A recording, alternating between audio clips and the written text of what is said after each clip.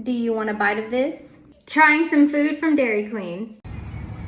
This is their double cheeseburger.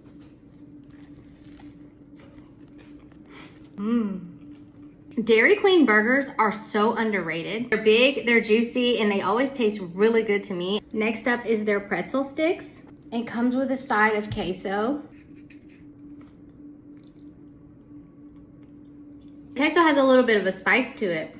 The pretzel is nice and pillowy. This is a pretty good standard pretzel. I'm impressed.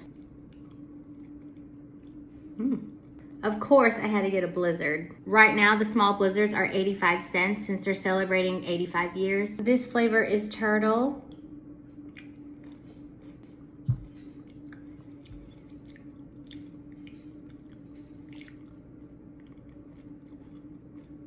What's your favorite Blizzard from Dairy Queen?